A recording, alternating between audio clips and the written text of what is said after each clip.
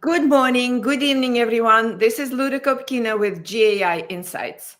Welcome to Daily AI News Review, where we rate articles essential, important, and optional. Today, I have John, Ankaj, Paul, our regular crew, and Ram Katamaraja, a well-known entrepreneur, AI educator. Thanks for joining, Ram. Thank you, Luda. Glad to be here. Oh, we have Adam. Hi, Adam.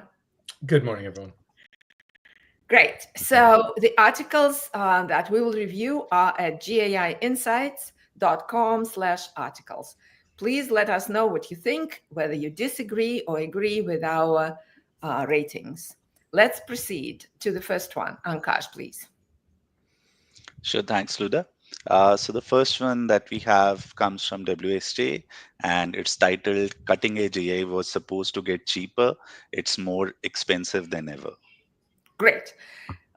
John, this is a very timely article as people are experimenting with and looking at what it takes to put an application together that is sitting on top of LLMs.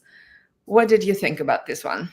Yeah, I think it's super important. Really essential.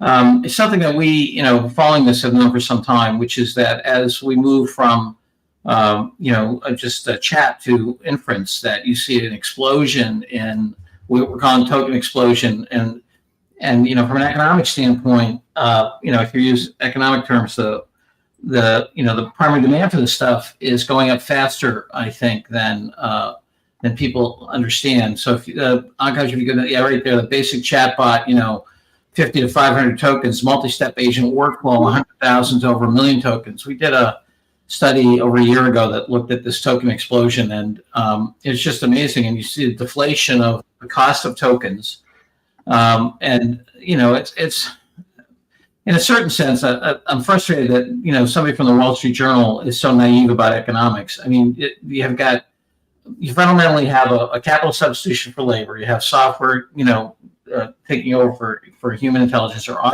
augmenting human intelligence, and in which case one person could do the work of many. And so it's not whether you automate entirely or augment, doesn't really matter. Productivity is going up. Then the question, it may or may not end up in the productivity statistics, because it only ends up in the productivity statistics if you can charge any customer for it.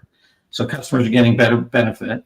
And then as you go, into inference, the demand for this stuff goes up like crazy. So, and you also have price deflation. It's a very dynamic market. It looks, if you have any business history, it looks like the beginning of things like transportation and meat packing and stuff like that back in the late 1800s, early 1900s. You'll see massive primary demand increase as this gets into the economy and substitutes for other stuff and creates new capability. And these are just incredibly dynamic things. So it's important to understand this. I hate the clickbaity. Oh, it's supposed to be cheap. It's like, no, this is how economics works. And you're at the Wall Street Journal. But I will anyway. Okay, so essential from John. Adam, what did you think? So I didn't get a chance to review the articles. I'm joining, and I'll add my insights anyway. But John makes a really good case. It is so essential that they understand what's going on with this. They're doing forecasting and budgeting and planning. This is unlike anything we've seen before. And he makes just such great points that I can definitely support that. Okay, Ram, what was your opinion? Yeah, I agree with John. I think it's really important to understand what they're using the AI for, right? It's not necessarily, I think the title is misleading. It has, they have to do better modeling around the employee replacement or productivity increase, whatever it is, right? So it's not, getting AI is like hiring an employee, right? A highly productive employee. So there's a cost to an employee. So that's the fundamental angle they need to look into it, rather than, tokens are exploding. Tokens exploding is a good thing in a way, but it's a matter of are they getting the return on investment? That's fundamentally we'll Thank you, Ram. So one thing they are suggesting is to dumb it down and essentially select the model for the task that OpenAI has tried to do with ChatGPT-5. But they notice that GPT-5 Nano is 10 cents per million of tokens, and GPT-5 3.44 per million of tokens. So this is quite a big disparity. So this is what the adjustments would happen, and they will happen in different ways. Paul, what did you think? Yeah, absolutely essential. A couple things. I think one is I thought the Theo Brown, who's linked to his YouTube channel, is fantastic. He walks through a really nice use case where it was like 60 tokens in and 60 tokens out, but when you use reasoning models, 60 tokens in and 650,000 tokens out. So with the AI leader needs to understand what we're really talking about here is total cost of ownership in production. That's the thing we need to obsess on and focus on, not the per token price. And I think what Ram's talking about is really thinking through value. You know, if it costs $1 million and worth $3 million value, that's great value. Yeah. So value understanding of these tools, but it's really important here because I think the executives are thinking that all these total cost of ownership must be getting cheaper because token price is getting cheaper, and that's not the case at all. Yeah. Okay. Essential it is. Ankash, agree with essential? Yes, Luda. Essential for me as well. Okay, wonderful. Let's proceed to the next one. Okay, the next one comes from Mistral and talks about custom MCP connectors and memory with Lashat. Yeah, so this particular company has been wiring themselves to support enterprise. Now they put together the libraries and memory in this whole package. What did you think about this, Ram? Yeah. So from the product standpoint, it's a catch-up, right? So if the companies have adapted Mistral as their LLM of choice, then it's an must. It's if not, it's optional. I see. Okay, so Ram is thinking it's a catch-up. What did you think, Ankash, since you looked at all of the vendors? Right, Luda. So I agree with Ram, Luda. It's a catch up, but it's a good catch up. I think there are only 5 or 7 vendors who are offering such large number of connectors with the MCP, right, and the memory functionality as well. So I think, as Ram mentioned, good for enterprises who are using Mistral to know about this, but optional overall. Okay. John? Yeah, I was going to give it important. I mean, it's got a lot of, a lot of connectors here. I think Mistral is going to be important as, more and more people are looking for non-U.S. supply, especially Europeans, Latin Americans, so forth. So, I don't know, I just catch up, but yeah, I thought it was important news. Okay, so Adam, since you're listening to this. Yeah, I know. I've been having a look here. I can support John in important on this actually, and it says it right there, right? And whether you're using this or not, I think it's an important concept that we do want to emphasize. And they may be doing a bit of catch up, but they are listening to the market, and sometimes late responders have really good responses. And they say, as they say, these connectors and the connector directory are turning. You just scrolled. I was trying to read it. Turning Lashat into a single surface for data, documents, and actions. Right. Yeah. And that idea of having that single surface is so important. And that's what these connectors, whether it's in Copilot Studio or, in ChatGPT Enterprise, but those are really the meat of this next level of intelligence. MCP seems to be the leading way to do it. And it's probably worth making people aware that Mistral is competitive in that space now. And I was actually interested in another thing, and maybe other LLMs are actually doing it, but this one going cross-platform, cross LLMs, you can input your chats from ChatGPT, and it will put it into your memory. So it's now kind of cross-platforms. This is cool, actually. Yeah, we were speaking about the connectors, but that was the other thing that's in there is the news about the new memory feature. The memory functionality, yeah. Okay, Ram, would you be willing to live with important? Yeah, I'm okay to move to live with important, but one comment that I would like to add is a lot of times when you are implementing LLMs in an enterprise, you are looking at other tools like N8N and all the other tools, and these tools already have all these connectors and all these are implemented. So it's like I would be surprised if companies are going and using these features. It's a good feature, important feature to understand, but when it gets to production applications, it's really other tools, and this could be more of a productivity tool if somebody is using independently. I see. Okay. All right. Well, let's market important, so that people understand the package, right? That is, as Adam said, latecomers might be actually putting the most comprehensive package together that it appears to be here with the chat. Okay, sounds good.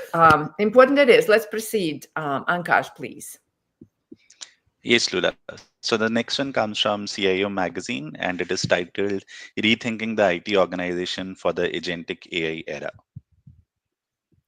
Yeah, this was assigned to me. So let me introduce it and see what you think.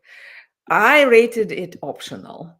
It is, we've seen it before when people say, let's elevate IT function and make it cross-functional and give them all the capabilities to put cross-functional work streams together and all the necessary skills to be able to do that. At the end of the day, this is a very challenging task. So it's a great aspiration, but it has failed before. So we'll see how it goes here. So it is an article that just says IT departments will change or will have to change, and they will have to become essentially an integration function across the business to get the right capabilities in place. But there's wasn't much meat here for me, so that's why it was just an aspiration. So I rated it optional. What did you think about this, John? Yeah, I was between optional and important. I think it's poorly argued, but it's an important issue. This notion, I think there's a fundamental bad piece of advice that people are giving, which is that you don't need to be a technical leader to really understand, to drive this forward. I disagree. When the technologies are changing in fundamental economics, it's happening in symbol work right now. Back when back when Swift was created, the people who did first meat packing, the people who designed that business understood railroad economics because that was core to how they differentiated, because they were slaughtering in Chicago and shipping out beef everywhere. Here your fundamental economics of symbol work, customer service, software development, and so forth is changing radically. And so I think you need line executives, not just the IT function, which is traditionally you need line executives driving this. And you look at, Walt Disney understood technology. Steve Jobs understood technology. Jamie Dimon understood technology when he was running Bank One. When the core economics of your business are dependent upon technology, line executives with P&L responsibility, not just indirect cost, like IT usually is, need to drive this. So I think it's an important topic, badly argued. Totally, I agree with you. Okay, Ram, what did you think? So I want to make a case for important. One of the inspirations for me is Andrei Karpathy. In one of his talks, he talks about how multiple worlds live together at the same time in an enterprise, right? So basically, mainframes to object-oriented stuff to like something new.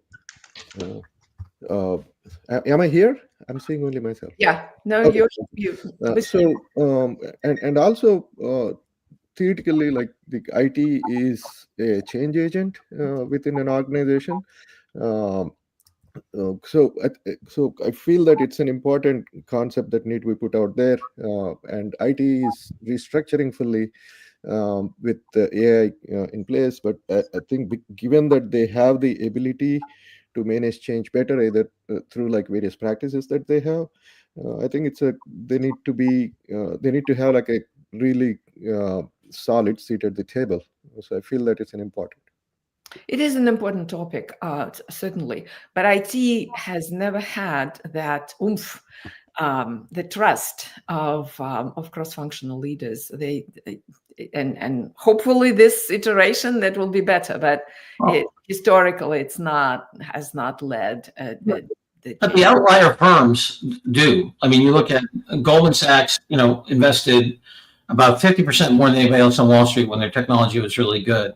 You look at Walmart, the CIO is right at the table, right, when they're doing efficient consumer. Right. That is what's happening. It's coming from with the top, right? And then IT is given the power, but without it, it wouldn't happen. That's your point. Paul, what did you think? Yeah, important topic here. I think this article is optional. I think the thing that I've been certainly seeing is I think companies in the crucible, so consulting companies, advertising firms, entertainment firms, where that's highly digital, they need to start thinking like software companies, where every department is an IDE. And a software company, the executives all understand technology. You have a technical roadmap that's discussed strategically at the board level, and not treating IT as a necessary back office function here. So, I mean, some of these companies, I think, what's Deloitte going to look like 5 years from now? Are they going to be half robots? And you can't have the CIO of Deloitte, running around just keeping everyone's laptops running here. So it really is a huge change. Okay, so important topic, but optional article. Ankash, agree? Yeah. Agreed, Luda. Okay. Adam? Yeah, I can support important. I think there's a lot of No, we're going optional on the article, but this on the article, yeah. Absolutely an important point, but I was still towards optional. Yeah. Okay. Optional it is. Let's proceed to the next one, please. Okay, the next one comes from MIT Tech Review, and it is titled, "Can an AI doppelganger help me do my job?" Yes, avatars or digital twins. What did you think about this, John? Yeah, I guess I'm kind of ornery today. This is optional. I'm really frustrated with the way that this stuff's getting reported. You have the MIT Tech Review. Guy takes existing beginning technology that's making excessive claims about making doppelgangers and digital twins that will be your avatar and take care of things, and then says, okay, it's not as good as he is. It's like, okay, well, yeah, buddy, you can't just for $50 a month create a clone of you that's as good as you. Hey, what a discovery. The real issue here is, what is this stuff good for?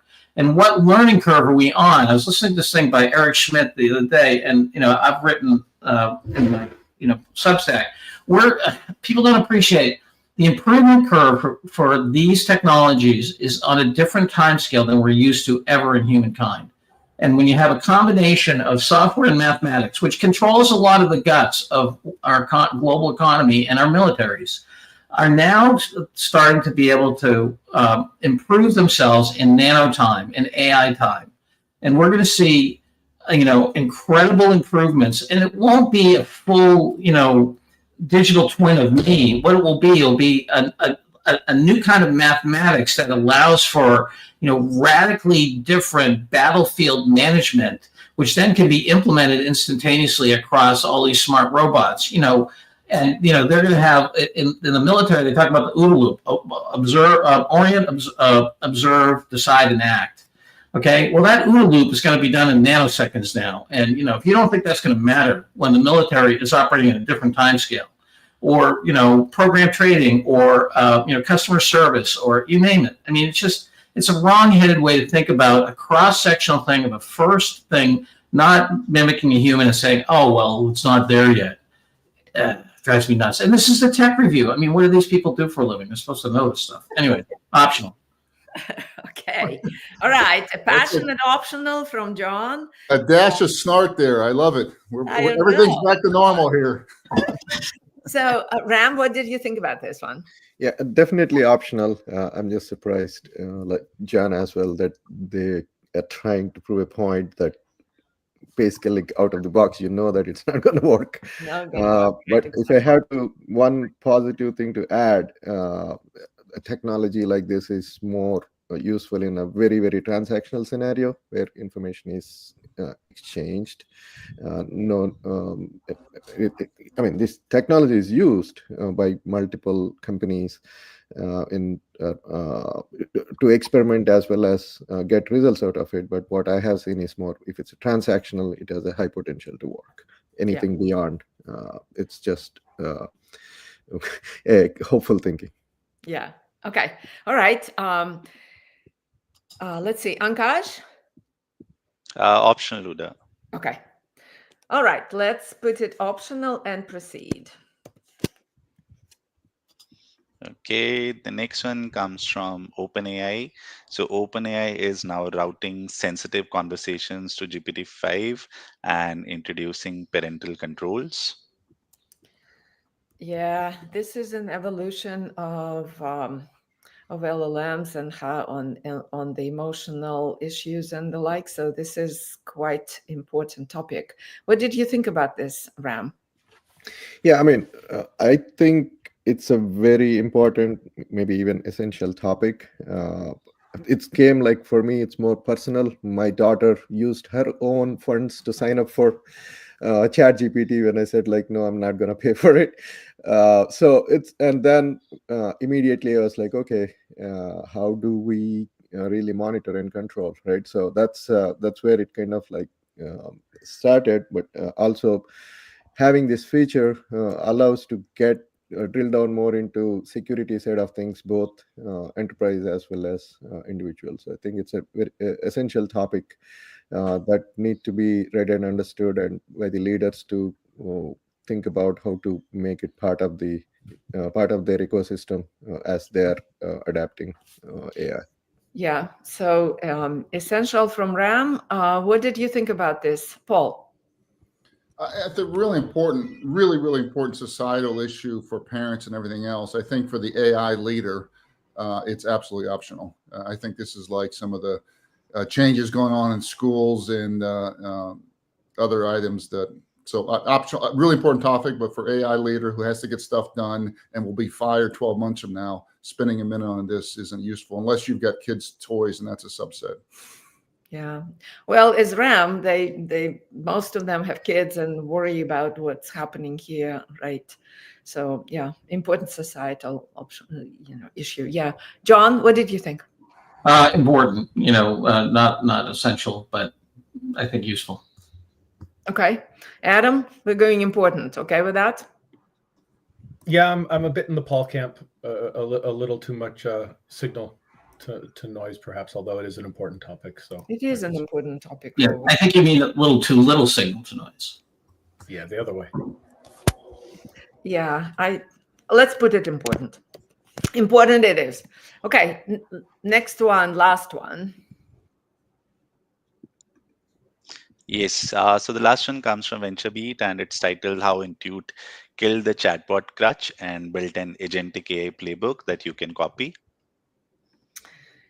Yes, let me introduce this one. I love this one and put it as essential. So it just goes through the story how Intel in 2023 put in a chat and bolted it to their own to the existing QuickBooks, and it failed miserably, and so much so that CTO had to go to the board to explain what happened. And then they had to completely rethink it and essentially put the whole company into AI first. And they talk about how they did it, how they observed the customers and saw what they were doing, where AI can help, where it can capture data and essentially automate some processes. And then they created a sort of a builder culture and iteration. So and busted the barriers that stood in the way, and they talk about it, and then built they call it built an engine for speed. So and it's built an agent starter kit, allowed experimentation. So it's a very cool article, I thought, with a lot of insights, essential for me. What did you think about this, Ram? Yeah. So one important statement in the whole thing is stop trying to invent new behaviors with chat and instead find and eliminate manual toil with existing customer workflows. Right. So for me, that's like the biggest takeaway, that everybody should have it in the front and center as they're adapting. This is a good story of failure and success. The success use cases that they have is tangible, if not too complex, but it's a good model, I would say. Uh, I definitely important, maybe essential, but from Okay. my standpoint, it's an important thing. Okay, thanks, Ram. What did you think, Ankash? Essential for me, Luda, I think it lays down the case for Intuit's agentic system really well. It showcases the benefits that they have been able to achieve. It highlights all the lessons that they learn. So I think a really good case study here. Yeah, and what's interesting is they're going up market, right? The core customers are small companies, 5 million in revenue, and they are going up to 100 million, and it seems like getting some traction. So that means it worked, and it worked really well. That allows them to have more market presence. Paul, what did you think? I'll support the group. Okay, John? Yeah, essential. I think all the things you said. I think it's really interesting that they make everybody who's in these rapid development teams talk to at least 30 customers. I think that's really important to keep that linkage. The other thing is, I think this is part of a bigger trend that's not really called out here that much, but I think that generative AI, you have organizations create a new platform. That new platform now has enabling capabilities to do very fast development. And if it's well architected, I think we're going to see more modularization, which, if you understand the theory of modularity, is going to allow for better innovation because the interdependencies are less, while you can innovate. And big unmodular systems move at the speed of the slowest link if it's a chain. And modular systems act more like markets. They can innovate, try things, and then get replacements. So I think this is the beginning of a huge organizational issue. Well told and good results. Okay, let's put it as essential then. And while Ankash is preparing the scorecard, any news, announcements, Paul, John? Yeah, continue. Lots of excitement around the conference in 3 weeks here. A really senior executive from Johnson & Johnson just confirmed yesterday, so we're going to have him up on the website a day or so from now. Second is we continue to see a lot of interest in CEOs and management teams figuring out how they can rapidly increase GenAI literacy and education employee base here. So we're kicking off a project with a company that I think it's 700 employees in 3 weeks. They want educated. So this idea that many more CEOs are figuring out, boy, we're behind and I need to catch up fast. And fast begins with literacy at the executive level and at the key leader level is really happening. And we certainly believe the only way to do that effectively is in person with instructor-led training. Thank you, And the Paul. last thing I would say, I now have 3 companies in the last week that have dropped Copilot and moved to ChatGPT.